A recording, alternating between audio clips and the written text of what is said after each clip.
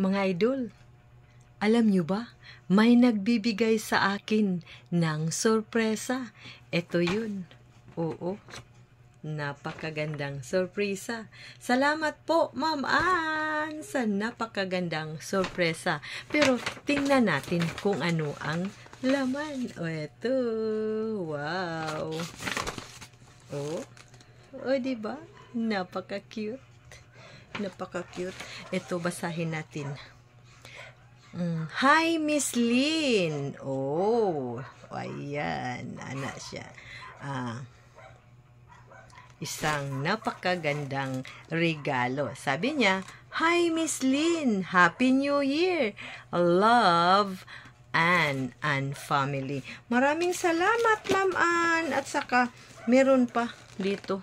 Yung isa hindi niya binalot, pero kinabit lang niya sa regalo. Happy New Year ito na gift from my very special friend, Ma'am Ann. Maraming salamat po sa Happy New Year na regalo.